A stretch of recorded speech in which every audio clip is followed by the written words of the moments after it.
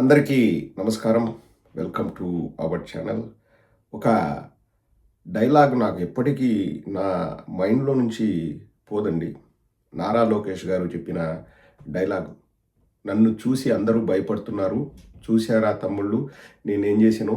ఒకరికి నల్ల జుట్టు తెల్ల జుట్టు చేశాను, ఒకరికి గుందుపోతు వచ్చేలాగా చేశాను, ఒకరు బాత్రూంలో కాలు జారి పడ్డారు అని చెప్పేసి వాళ్ళ కార్యకర్తల ముందే ఇంతకుముందు నారా లోకేష్ ఉత్తర కుమారుడి ప్రగల్భాలు పలుకుతూ మాట్లాడిన మాటలు.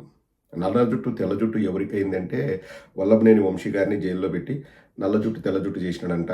ఏవేవో కేసులు పెట్టి బెయిల్ రాకుండా ఒక దాంట్లో బెయిల్ వస్తే పీటీ వారెంట్ తీసుకొని ఇంకొక దాంట్లో లోపల పెట్టడం ఇదంతా చేసినాడంట. నా తల్లిని దూషిస్తే ఊరుకుంటానా అన్నాడు. రెండోది గుందుపోతు ఎవరికి వచ్చిందంటే అప్పట్లో కొడాలి నాని గారికి ఆరోగ్యం బాగలేకపోతే వారు నాకు తెలిసి హార్ట్ సర్జరీ జరిగింది వారికి. సో వారిని ఉద్దేశించి అన్నారు. ఎప్పుడో మన పెద్దిరెడ్డి రామచంద్రారెడ్డి గారు కాలు జారి కింద పడితే నన్ను చూసి భయపడ్డాడు, కాలు జారి కింద పడ్డాడని ఈ మూడు మాట్లాడినాడు. ఇక్కడ నాకు ఇప్పటికీ ఆ డైలాగు ఎందుకు గుర్తొస్తూ ఉంటుందంటే, మరి అసెంబ్లీలో నా తల్లిని దూషించారు 100 వందల సార్లు సెంటిమెంట్ కోసము లేకపోతే సింపతి కోసము మాట్లాడారు కదా. ఆ వ్యక్తిని ఎందుకు చేయట్లేదు నువ్వు నారా లోకేష్?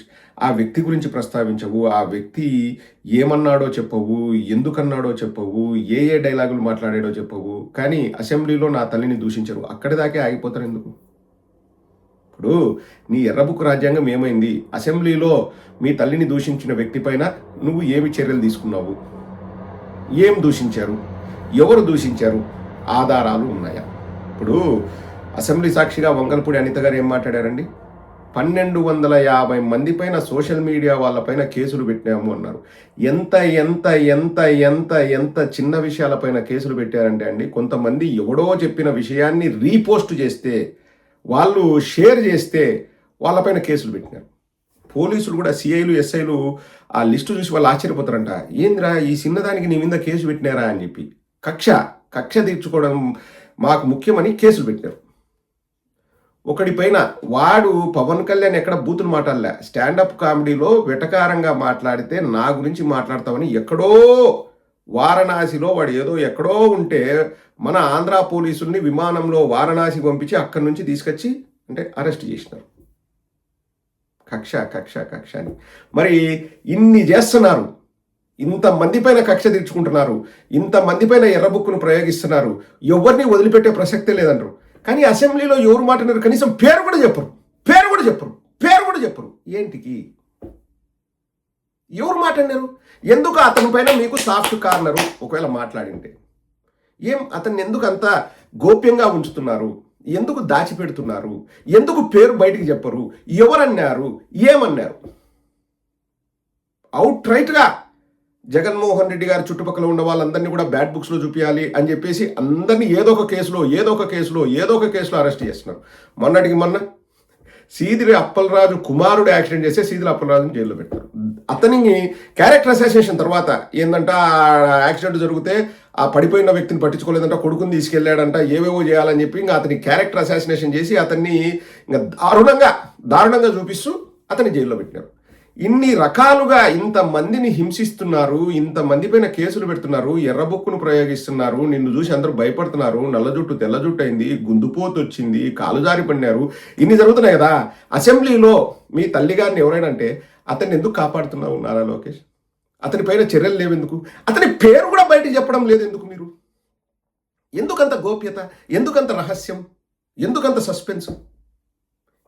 ఎందుకంటే ఎవరు లేరాడా, ఏమీ జరగలేదు. అసలు మీరు గమనిస్తే అండి, ఆ రోజు నేను డేట్ కూడా చూసా ఇందాక వీడియో చేసే ముందు, November 19, 2021 చంద్రబాబు నాయుడు ఏడ్చిన రోజు. ఎంత పకడ్బందీగా వీరు ప్లాన్ చేసుకుని వచ్చినారంటే, ఇప్పుడు అసెంబ్లీలో నా భార్యను అన్నారు అని చెప్పేసి చంద్రబాబు నాయుడు బయటకు వచ్చి ఏడ్చాడు. ఆ రోజు నుంచి ఈ రోజు వరకు ఆ పేరును బయటకే పెట్టలే. ఎవడో అన్నాడంటాడు, రికార్డింగ్లు లేవు, కానీ దాన్ని పెద్ద చేసి సింపతి కోసం. మీరు గమనిస్తే అండి, చంద్రబాబు నాయుడు రాజకీయం మొత్తం ఆడవాళ్ళను అడ్డం పెట్టుకొని రాజకీయం చేస్తున్నాడు. ఈ రోజు కాదు, గద్దెను ఎక్కిన రోజు నుంచి. రామారావు గారి కుమార్తెతో వివాహమైంది.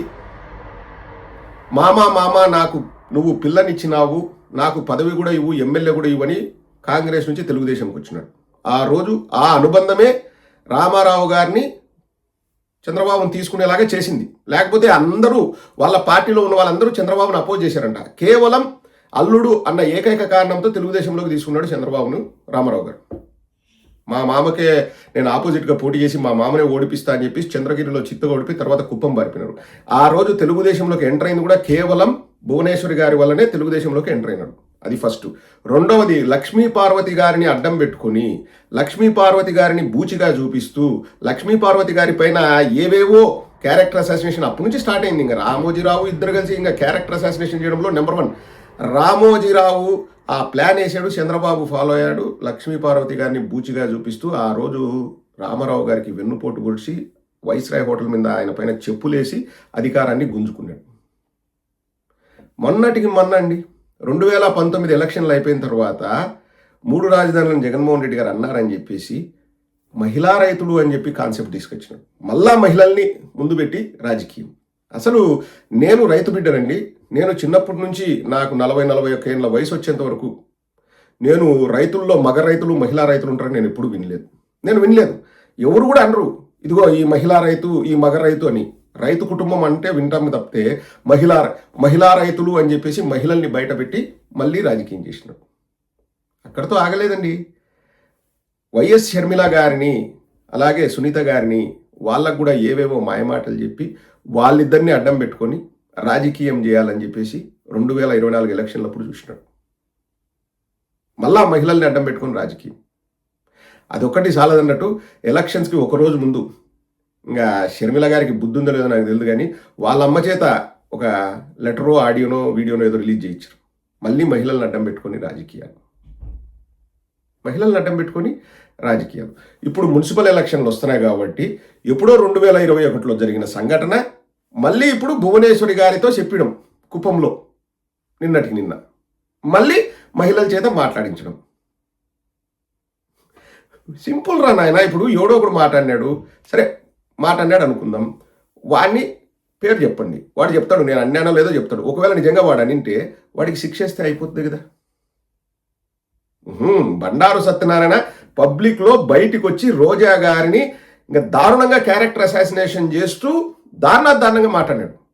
మా ప్రభుత్వం అప్పుడు అరెస్ట్ చేసిన కొద్ది గంటల వ్యవధిలోనే బెయిల్ వచ్చింది. తర్వాత మీరు సీట్ ఇచ్చినారు, సీట్ ఇచ్చి అతను ఎమ్మెల్యే అయినారు.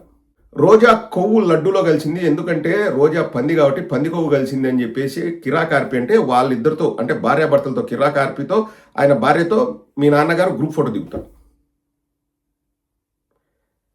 ఎంతమందిని అమ్మనాబూతులు తిడుతున్నారు. ఇప్పుడు నేను వీడియో చేసే కిందనే లకారాలతో మా ఇంట్లో వాళ్ళని మా అమ్మని నా భార్యని ఇంతమందిని తిడుతూ లకారాలతో తిడుతూ కింద పెడుతున్నారు.